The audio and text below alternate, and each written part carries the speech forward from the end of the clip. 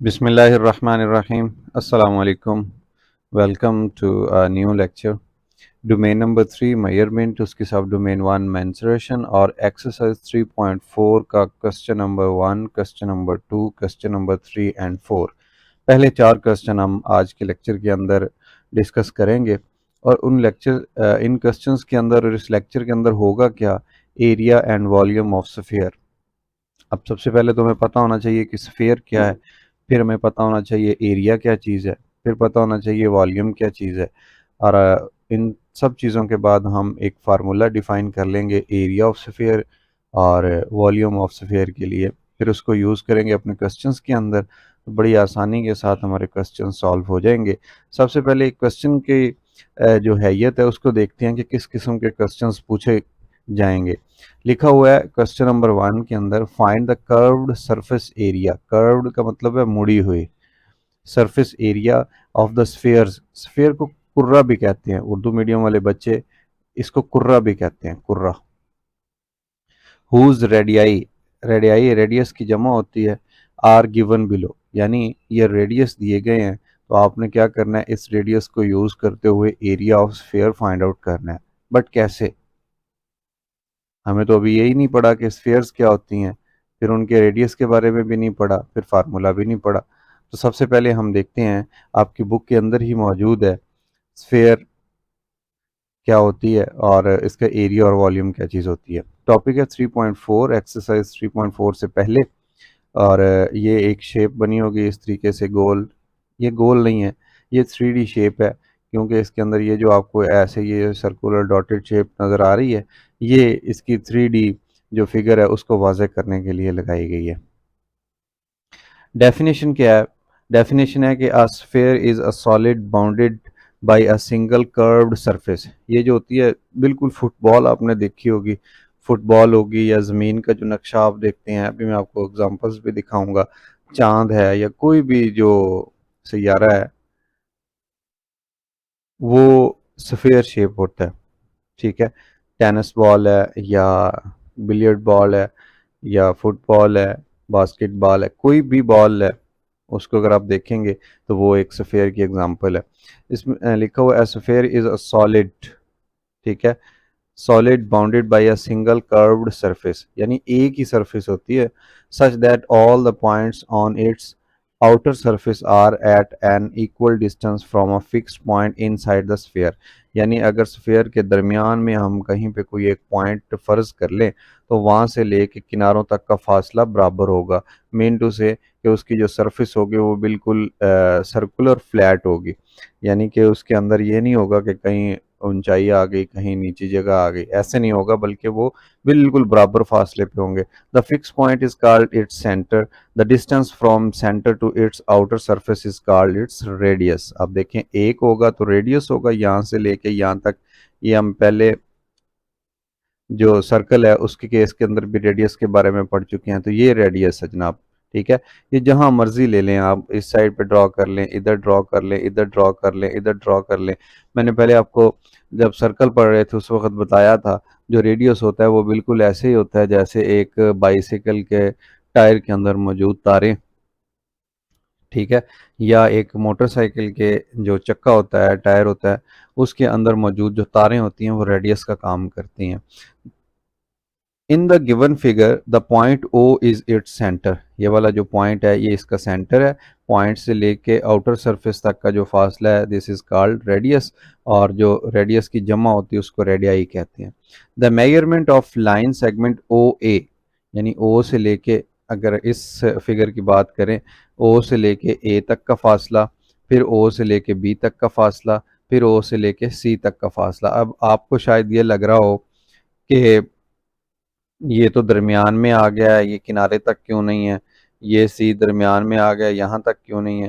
तो ये आपकी इत्तला के लिए अर्ज है कि ये सरफेस के किनारा ही है, क्योंकि ये गोल सरफेस करके दिखाई गई है।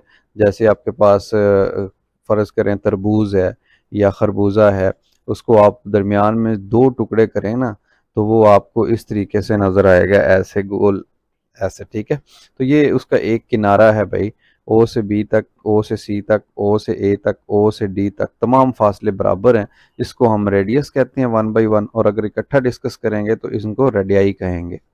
Are all its radii and are equal in length, तमाम लेंथ में इक्वल होंगे। Football is an example of a sphere.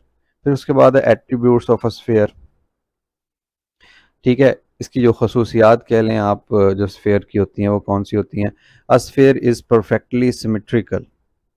ठीक है, यानी मैंने जैसे आपको पहले बताया कि उसके ऊपर खड्डे गड्ढे नहीं होंगे, यानी बराबर फ्लैट होगी ऊपर से। अगर आप देखेंगे ना तो इसकी तमाम जो सरफेस होगी वो ऐसे लगेगा जैसे बहुत ही खूबसूरती के साथ बराबर बनाई गई है।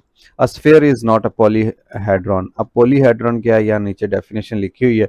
पॉली का मतलब होता है एक से ज्यादा, हेड्रॉन का मतलब होता है किनारे या नुकरे कह लें। A polyhedron is a three dimensional shape with flat गोनल फेसेस। जैसा कि इससे पिछली एक्सरसाइज के अंदर हमने पढ़ा था पिरामिड्स के बारे में, तो ये देखें ऐसे जो ट्रायंगुलर फेस बनता था पिरामिड का, ये शार्प एज आ गया, ये शार्प एज आ गया, ये शार्प एज आ गया, थ्री डायमेंशनल शेप है। दोबारा पढ़ लेते हैं। A polyhedron is a three-dimensional shape with flat polygonal faces, straight edges and sharp corners are vertices। तो इसको polyhedron कहते हैं। ठीक है, अब ये जो थी प्रीवियस चैप्टर के अंदर, सॉरी प्रीवियस एक्सरसाइज के अंदर हमने डिस्कस किए थे ना जितने भी पैरामिड्स, वो तमाम पोलीहेड्रन थी। उसके अलावा अगर हम बात करें स्क्वायर की, 3D के अंदर अगर हम देखें उसको क्यूब बन जाएगा, तो वो भी एक पॉलीहेड्रन है। इसी तरह जो रेक्टेंगल होती है ये वाली, अगर इसको हम देखेंगे ऐसे 3D के अंदर, तो ये टेट्राहेड्रन। ठीक हो गया, इस तरह की टेट्राहेड्रन आ जाए या कोई भी शेप आ जाएगी, तो इनके क्योंकि शार्प एजेस होते हैं इस वजह से ये पॉलीहेड्रन कहलाएंगे। But this is not a polyhedron क्योंकि इसका कोई शार्प एज नहीं है। All the points on the surface are equidistant from the centre, जैसा हमने यहाँ देखा, जैसा इन केसेस के अंदर देखा, ये ए सी बी डी तमाम जो आउटर सरफेस के ऊपर पॉइंट्स होती हैं वो सेंटर से बराबर फासले पे होते हैं। फिर उसके बाद चौथा और आखिरी पॉइंट है, sphere has only a curved surface, no flat surface. यानी अगर हम बात करें ना ऐसे फ्लैट है, ऐसे फ्लैट नहीं होती, कर्व्ड फ्लैट होती है। कर्व्ड फ्लैट का मतलब ये है कि मुड़ भी रही होगी और उसके अंदर कोई उतार चढ़ाव नहीं होगा, मतलब खड्डा नहीं होगा, उसके अंदर कोई गड़ा वगैरह नहीं होगा। No flat surface, no edges and no vertices, कोई किनारे नहीं होंगे उसके, कोई साइड्स नहीं होंगे। तो ये जनाब है स्फेयर। फिर स्फेयर की एग्जांपल्स हैं यहाँ पे। पहले एग्जांपल मैं आपको दिखाऊं तो फुटबॉल, ये बिल्कुल एक पोली सॉरी ये एक स्फेयर है। क्यों कि फुटबॉल का यहाँ पे अंदर कहीं ना कहीं एक कोई सेंटर होगा, और ये आप देख लिए बिल्कुल कर्व है। और ये जो वाइट आपको नज़र आ रहा है, जो ब्लैक नज़र आ रहा है, ये बिल्कुल कर्व्ड शेप के अंदर फ्लैट है, बिल्कुल फ्लैट कपड़े की तरह नहीं है, सो मुड़े हुए हैं। ठीक है, उसके बाद दूसरी एग्जांपल अगर आप देखें तो ये ग्लोब है, दुनिया का जो पूरी दुनिया का नक्शा है, समुंदर है, ज़मीन है, ये भी आपको इसी तरह से स्फेरिकल फॉर्म में नज़र आते हैं। अगर हम इन तमाम को मैथमेटिकल फॉर्म में अंडरस्टैंड करें तो ये जनाब इसका रेडियस है, ये वाला जो अभी हमें फार्मूला ड्राइव करना है वो इसी की बेस पे ड्राइव करना है। ठीक है, और फिर उसके बाद देख लें कि ये जो surface area and volume of sphere है वो कैसे है। सरफेस एरिया बराबर होता है 4πr²। अगर हम सर्कल के साथ इसको कंपेयर करें तो वहाँ पे होता है πr²। ठीक है, एरिया। और जो वॉल्यूम है 4/3πr³ है। अब सर्कल के अंदर वॉल्यूम नहीं होता, बल्कि सर्कल के अंदर तो हम सिर्फ जो पेरीमीटर है जिसको सरकमफ्रेंस कहते हैं, 2πr, ये चीज़ पढ़ते हैं। ये सर्कल के केसेस के अंदर है, जबकि स्फीयर के केस के अंदर ये 4 साथ आ जाएगा एरिया के लिए, तो बन जाएगा 4πr²। और ये 4/3πr³ ये वॉल्यूम है। अब वॉल्यूम क्या चीज़ होती है इसके बारे में थोड़ा सा बता देता हूँ, और एरिया क्या होता है ये इसके बारे में थोड़ा सा आपको बता देता हूँ। ज़्यादा आपको पता है इसलिए ज़्यादा टाइम इस पे लगाने की ज़रूरत नहीं है। सरफेस एरिया, ये देखें जैसे ये फुटबॉल है, इस फुटबॉल को बनाने के लिए ये जो कपड़ा या लेदर जो यूज़ हुआ है, वाइट कलर की डब्बियाँ, ब्लैक कलर की डब्बियाँ, ये टोटल कितना कपड़ा इस्तेमाल हुआ है, कितना लेदर इस्तेमाल हुआ है। अब इसकी जो लेंथ होगी, ठीक है, उसको हम बोलेंगे एरिया। ठीक हो गया। यानी लंबाई ज़रब चौड़ाई अगर हम बात करें रेक्टेंगल के केस के अंदर या स्क्वायर के केस के अंदर, तो हम उसको कहते हैं लेंथ इनटू विड्थ। लेकिन क्योंकि ये कर्व शेप है इसलिए हम इसके ऊपर वो फार्मूला यूज़ नहीं कर सकते, इस पे यूज़ करेंगे 4 पाई r स्क्वायर। तो हमें पता चल जाएगा कि कितना लेदर यूज़ हुआ है इसकी बनावट के अंदर, वो इसका एरिया होगा।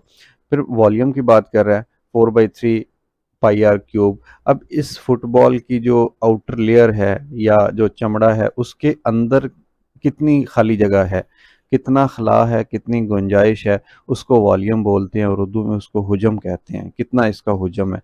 अच्छा, ये मैं आपको बता दूं कि स्फीयर दो तरह की होती हैं। एक होती है हॉलो स्फीयर। हॉलो, हॉलो का मतलब ये है कि खाली, ये अंदर से खाली है, खोखली है, इसके अंदर हवा ही हवा होगी, उसके अलावा कोई और मटेरियल नहीं है। जबकि अगर आप ज़मीन की बात करें तो ज़मीन एक सॉलिड स्फीयर है। दो तरह की होती हैं स्फीयर, एक हॉलो स्फीयर होती है जो अंदर से खोखली हो, और एक सॉलिड स्फीयर होती है जो अंदर से भरी हुई हो। जैसे अगर आपने बैरिंग बॉल देखी हो, जो स्टील की बॉल होती है इस तरह से गोल बनी हुई बैरिंग के अंदर होती है, उसको अगर आप देखें तो वो बहुत ज़्यादा सॉलिड होती है। इसी तरह जो ज़मीन है ये भी सॉलिड है। इसकी जो आउटर सरफेस आपको ये ब्लू और ग्रीन नज़र आ रही है, इसके अंदर अगर आप देखेंगे तो खाली जगह नहीं होगी, बल्कि इसके अंदर भी मज़ीद मिट्टी होगी, पानी होगा वगैरह वगैरह। तो ये सॉलिड है। तो दो किस्म की होती है स्फीयर, एक सॉलिड स्फीयर, एक हॉलो स्फीयर। सॉलिड हो या हॉलो हो, इसके अंदर कितना वॉल्यूम है, कितनी गुंजाइश है, उसको इस फार्मूले के ज़रिए हम निकालेंगे। अब नेक्स्ट हम चलते हैं एक्सरसाइज की तरफ। इनका इंट्रोडक्शन स्फीयर का हो गया, फार्मूले हमने पढ़ लिए। अब एक्सरसाइज का पहला क्वेश्चन वही जो पहले रीड किया था उसको अगेन हम देखते हैं। Find the curved surface area of the spheres whose radii are given below where pi is taken as 22/7। अब ये देखिए ये इक्विवेलेंट है, ये याद रखिएगा। पाई जब भी आता है, पाई की जो ओरिजिनल वैल्यू होती है वो होती है 3.1415 एंड सो ऑन। ये वाली ऐसे डॉट लगे होते हैं, ये ओरिजिनल वैल्यू है पाई की। This is an irrational number, but 22/7 is nearest value of 3.1415। इसके करीब तरीन जो रैशनल वैल्यू है वो 22/7। इसीलिए ये इक्विवेलेंट है, इक्वल नहीं है, करीब तरीन है, असल वैल्यू नहीं है। सो हम अपनी आसानी के लिए कैलकुलेशंस को आसान बनाने, ऊपर नीचे कैंसिल करने के लिए ये इक्विवेलेंट का वर्ड यूज़ करते हैं। अदरवाइज ये पाई की वैल्यू नहीं है, करीब तरीन वैल्यू है। सो आते हैं अपने क्वेश्चन की तरफ। क्वेश्चन में हमें आ, सबसे पहला जो पार्ट है उसमें कह रहा है कि आप जनाब find the curved surface area, area मालूम करें इस रेडियस को यूज़ करते हुए। सो हम यहाँ पे लिखेंगे we know, what we know that area of sphere is equal to 4 pi r square. आपकी यादाश्त के लिए भी मैंने इधर साथ में लिख दी है, यहाँ से देख के भी यहाँ लिख सकते हैं। ओके, एरिया मालूम करना है तो ए की जगह वैसे ही एरिया की जगह ए आ गया, 4 है, फिर उसके बाद पाई की जगह 22/7 है। क्यों कि ये इधर गिवन वैल्यू थी। आर है, आर की जगह आ जाएगा 3.5 और इसके ऊपर ये स्क्वायर है। अब ये तमाम कैलकुलेशन मैं अपनी आसानी और वक़्त को बचाने के लिए क्या करूँगा, कैलकुलेटर यूज़ करूँगा। कैलकुलेटर, कैलकुलेटर को छोटा सा कर लेते हैं अपनी आसानी के लिए।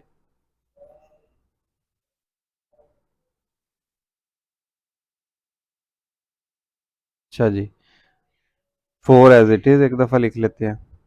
कहाँ चला गया।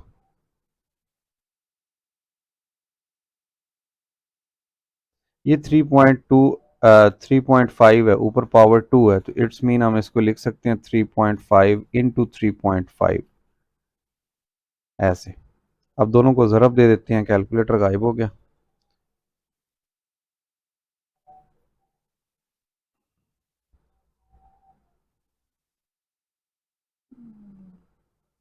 अच्छा जी,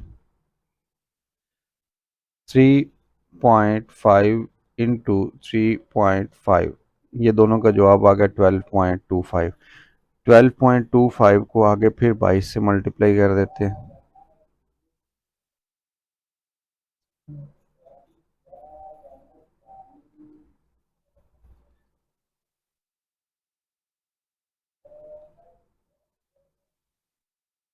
ये आ गया 10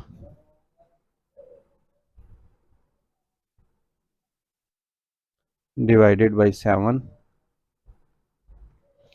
इसको डिवाइड करते हैं 7 पे, तो ये आंसर आ गया 154। सो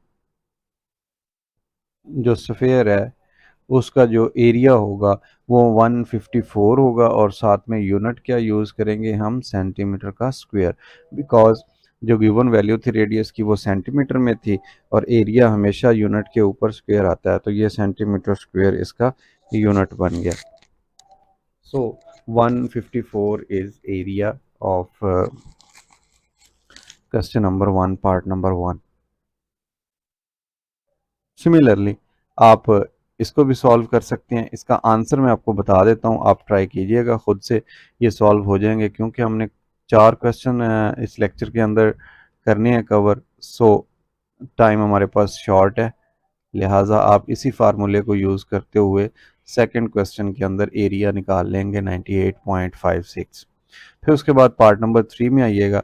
पार्ट नंबर 3 के अंदर भी 0.21 है, तो ये 7 मीटर है। लास्ट में जब जवाब आएगा मीटर स्क्वायर हो जाएगा, और 0.21 जब इसके ऊपर आप अप्लाई करेंगे तमाम फार्मूला, तो ये जवाब आ जाएगा आपके पास 0.5544। ठीक है, तो ये आप खुद से सॉल्व कर लीजिएगा, इतना सा काम आप कर लेना। तो नेक्स्ट क्वेश्चन की तरफ बढ़ते हैं, question number 2।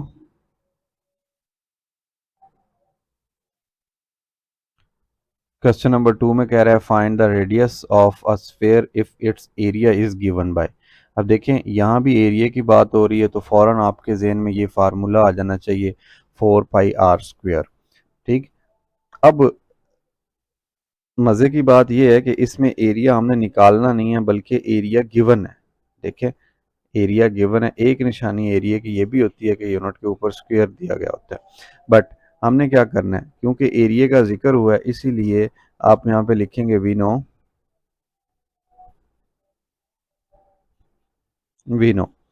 Area is equal to 4 pi r square. अब एरिया गिवन है, तो एरिया की जगह पे एरिया की कीमत लिख दें जो कि 154 है। इधर 4 एज इट इज़ लिख दें, पाई की जगह पे 22/7 लिख दें। और क्योंकि क्वेश्चन में हमें कहा गया था कि फाइंड द रेडियस, ये देखें ये रेडियस मालूम करना है, तो रेडियस जो चीज़ मालूम करनी होती है उसको वैसे ही लिख लेते हैं हम। अब तमाम जो कैलकुलेशंस हैं उसको दूसरी साइड पे ले जाएंगे, और जो इधर होगा रेडियस वो इस साइड पे मौजूद रहेगा। अब कैसे, देखिएगा, ये बाई चांस दोनों को मल्टीप्लाई करेंगे ना, वही कीमत बन गई है जो पिछले क्वेश्चन के अंदर 154 थी। तो 22 ज़रब 4 88,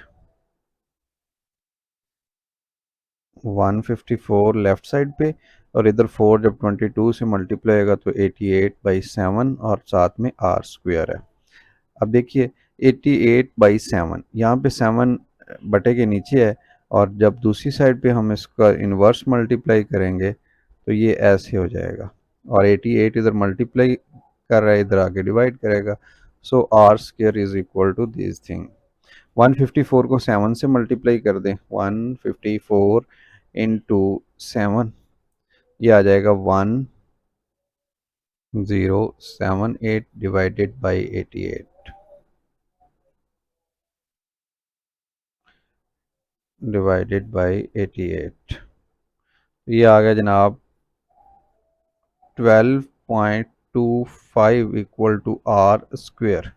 अब आर के ऊपर अभी तक स्क्वायर आ रहा है, हमें तो सिर्फ रेडियस की वैल्यू चाहिए ना, स्क्वायर ऊपर नहीं होना चाहिए। तो हम क्या करेंगे, taking square root on both side, इधर भी स्क्वायर रूट ले लेंगे और इधर 12.25 का भी स्क्वायर रूट ले लेंगे। आई थिंक डोमेन नंबर 2 थी जिसके अंदर हमने स्क्वायर रूट को सॉल्व करना सीखा था, लेकिन क्योंकि यहाँ पे अब वो है जस्ट कैलकुलेशन यूज़ करनी, तो अब आप वो पूरा क्वेश्चन तो सॉल्व नहीं करेंगे, कैलकुलेटर की मदद से मैं सॉल्व कर सकता हूँ। आप रफ वर्क में जाइएगा, रफ वर्क में जाके आप लिखिएगा 12.25, और फिर इसके जोड़े बना लेना आपने, ऐसे याद आ गया होगा आपको। ऐसे दूर भागना है आपने इशारिये से, डेसिमल जो वैल्यू है उससे। दोनों साइड पे आप ऐसे बनाएंगे, फिर आपने एक ऐसा नंबर लेना है उसे उसी से मल्टीप्लाई करें तो 12 बने। आप 3 को 3 से मल्टीप्लाई करेंगे तो 9 आएगा, 4 ज़्यादा बढ़ जाएगा। यहाँ पे आ गया 3 2 5, इसकी बारी थी, ये नीचे आ गया। फिर इन दोनों को ऐड करेंगे तो ये बन जाएगा 6। 6 के साथ एक ऐसा इंसाफ लगाएंगे कि उसे उसी से मल्टीप्लाई करें। देखें, ठीक है, तो यहाँ पे 5 लगाया, यहाँ पे पॉइंट और फिर 5 लगाया तो ये 325 आ गया।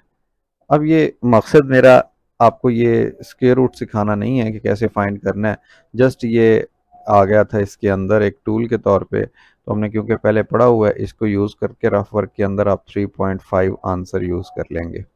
ठीक है, सो 3.5 इज़ आवर आंसर, और यहाँ पे रेडियस आ गया। अब ये इसका यूनिट लिखना है तो यूनिट इधर देख लें आप, मीटर स्क्वायर था तो स्क्वायर कैंसिल हो जाएगा, जस्ट मीटर रह जाएगा। So 3.5 is our answer in metre, radius of first part. Similarly आप पार्ट नंबर 2, पार्ट नंबर 3 को भी सॉल्व कर सकते हैं। पार्ट नंबर अगर 2 का मैं आंसर लिखूं, इसका आंसर, तो पार्ट नंबर 2 का जो आंसर है मैं नोट्स से देख के यहाँ पे लिख देता हूँ। आप इसको सॉल्व कर लीजिएगा, बिल्कुल इन स्टेप्स के ऊपर आप एरिया का फार्मूला लगाएंगे, तमाम वैल्यूज़ को दूसरी साइड पे ले जाएंगे, फिर उसका स्क्वायर रूट फाइंड करेंगे और आपके पास जो है जवाब आ जाएगा। और जवाब क्या आएगा, पार्ट नंबर 2 का जवाब आएगा 4.29 मीटर।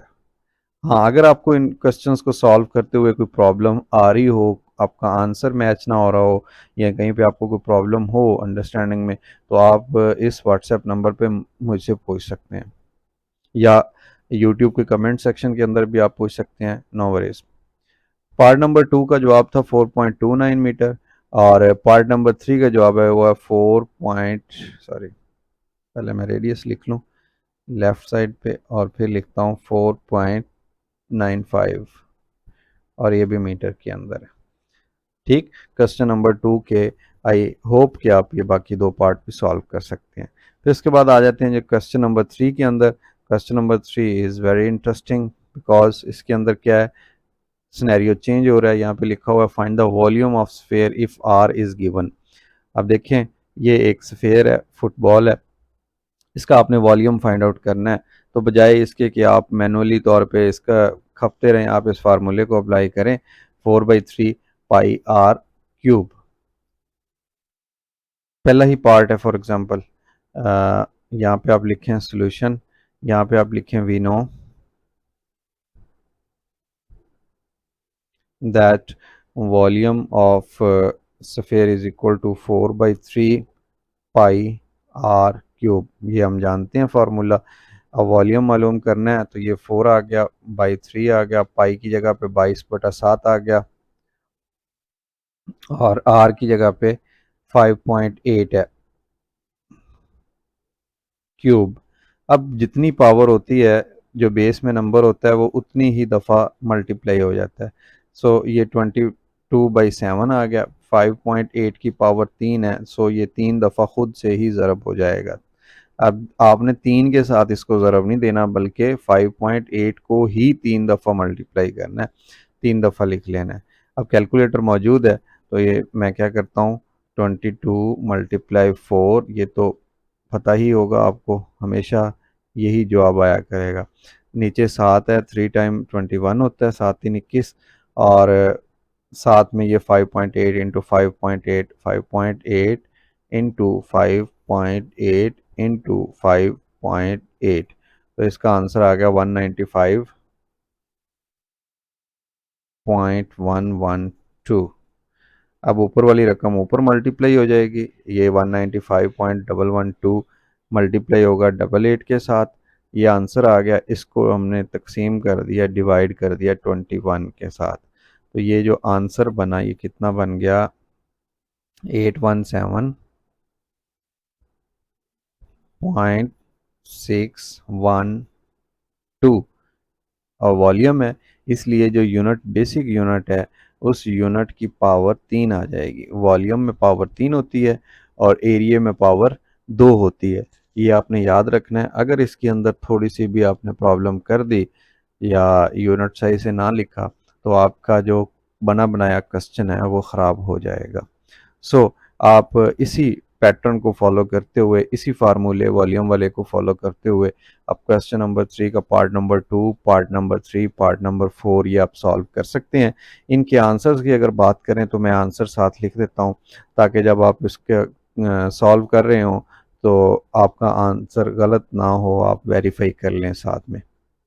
2759.44 और यूनिट क्या है, सेंटीमीटर, ऊपर इसके क्यूब आ जाएगा। सो ये वॉल्यूम है पार्ट नंबर 2 का। इसी तरह पार्ट नंबर 3 की अगर वॉल्यूम की बात करें तो नोट्स के अंदर मौजूद है 1437.33 सेंटीमीटर क्यूब। पार्ट नंबर 4 की बात करें, अब यहाँ पे सॉल्व करना थोड़ा लेंथी हो जाएगा, टाइम शॉर्ट है, वीडियो काफ़ी लेंथी हो जाएगी और बोरिंग सा हो जाता है लेक्चर, इसीलिए आप खुद से भी इसको सॉल्व कर सकते हैं। मेथड मैंने आपको बता दिया है। सो लास्ट जो पार्ट है, part number 4, 164.70 centimetre cube is answer of volume of a sphere. So आज के लेक्चर का आखिरी क्वेश्चन, क्वेश्चन नंबर 4, इसमें देखिए आप क्या कह रहा है, फाइंड द रेडियस। अब देखिए आपने आर मालूम करना है, ठीक है, एंड वॉल्यूम, और वॉल्यूम भी मालूम करना है, of each of the following spheres whose surface areas are given. Area दिया गया है, ठीक है, ये एरियाज हैं। एक निशानी ये भी है कि इसमें यूनिट के ऊपर पावर 2 लिखी होगी तो ये एरिया होगा। अब आपने क्या करना है, जो चीज़ यहाँ पे मैं आपको थोड़ा सा इसका गाइड कर देता हूँ। आर आपने मालूम करना है, एरिया की दिया गया, यानी ये देखें ये फार्मूला आपको दिया गया, इसमें आर अननोन है, आर आपने मालूम करना है। पीछे एक क्वेश्चन हम करके गुजरे हैं ऐसा, क्वेश्चन नंबर 2, कि जिसके अंदर हमें एरिया दिया गया था, हमने रेडियस मालूम किया था, यानी तमाम वैल्यूज़ दूसरी साइड पे ले जाते हैं, फिर स्क्वायर रूट लेके आर की वैल्यू निकाल लेते हैं। बिल्कुल वैसा ही करेंगे, पहले हम रेडियस निकालेंगे, फिर इसी रेडियस को इधर वॉल्यूम के फार्मूले में पुट करके ये जो वॉल्यूम अननोन था ये निकल आएगा। कैसे, ये एक पार्ट हम सॉल्व कर लेते हैं। ये पहले वाला ही शायद आपको मुश्किल लग रहा हो, इसी को सॉल्व कर लेते हैं। We know that area is equal to 4 pi r square. जो चीज़ गिवन होती है पहले उसी का ही फार्मूला लगाते हैं, इन केस कि अगर आपके पास ज़्यादा सारी चीज़ें इकट्ठी दे दी गई हैं, जैसा कि रेडियस है, वॉल्यूम है, एरिया है, तो इनमें से जो चीज़ नीचे जिसकी वैल्यू गिवन होगी पहले आप उसका फार्मूला यूज़ कर लेंगे। ओके,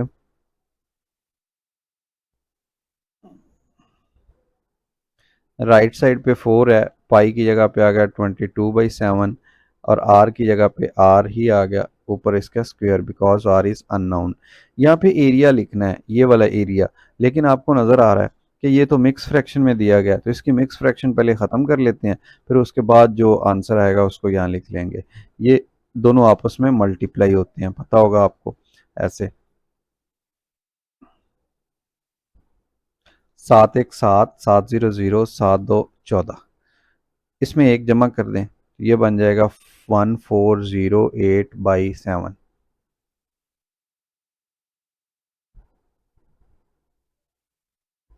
ठीक हो गया, ओके।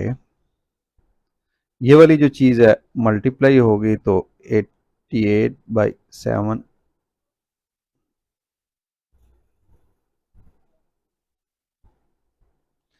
हमें चाहिए आर की वैल्यू, सो आर अकेला इधर रखेंगे, 88/7 इधर मल्टीप्लाई हो रहा है, इधर आके उल्ट हो जाएगा because of their multiplicative inverses.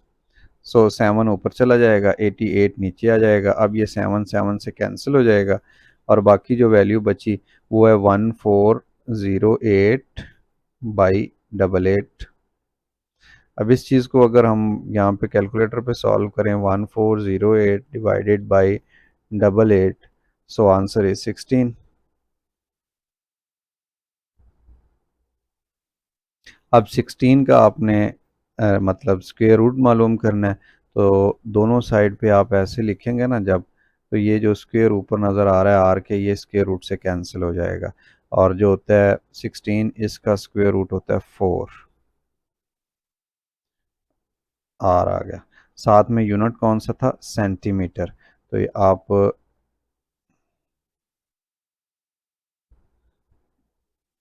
Radius लिख देंगे 4 सेंटीमीटर। अब ये एक पार्ट सॉल्व हो गया। इसका दूसरा पार्ट सॉल्व करने के लिए दूसरा ये था कि आप वॉल्यूम मालूम करें। तो we know that volume is equal to 4/3 pi r cube. ठीक, वैल्यूज पुट कर दें।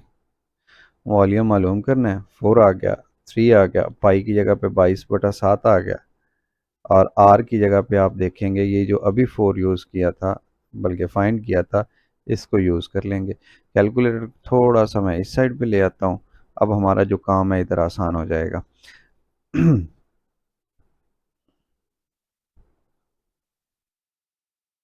वॉल्यूम इक्वल है 4/3, ये ऊपर मल्टीप्लाई होगा तो 88, नीचे 7 3 से मल्टीप्लाई होगा तो 21, और इधर ब्रैकेट के अंदर 4 3 टाइम मल्टीप्लाई होगा, तो इसको मैं डायरेक्ट इधर मल्टीप्लाई 4 इंटू 4 सॉरी 2 दफ़ा हुआ, तीसरी दफ़ा होगा तो ये 64। अब ऊपर वाली ऊपर मल्टीप्लाई हो जाएगी 64 इंटू 88, ये जो अब आया इसको डिवाइड कर देंगे 21 के साथ। सो जो हमारा आंसर है वो कितना बन गया, 268.190। वॉल्यूम है तो वॉल्यूम में जो बेसिक यूनिट यूज़ होता है उसकी पावर 3 इस्तेमाल करनी होती है। सो एक क्वेश्चन के अंदर से दोनों चीज़ें हमने निकाल के तो अपने जो रिक्वायर जो डिमांड थी वो हमने पूरी कर दी है। डिमांड क्या थी, हमने ये बताना था कि रेडियस क्या है और इसका वॉल्यूम क्या है, तो दोनों चीज़ें हमने मालूम कर ली। पहले रेडियस मालूम किया, that was 4 centimetre in question number 4 part number 1। ठीक है, सो वेरीफाइड यही आंसर आता है। फिर उसके बाद वॉल्यूम की बात की हमने, तो वॉल्यूम निकाला 268.190 सेंटीमीटर क्यूब, एग्जैक्टली 100% यही आंसर है इसका। सो हमने जो तरीकाकार था उसको सीख लिया है। अब आप इसी तरीकाकार को अप्लाई करके आपके जो क्वेश्चंस हैं, ये पार्ट नंबर 2 है, पार्ट नंबर 3 है, आप इनको सॉल्व कर सकते हैं।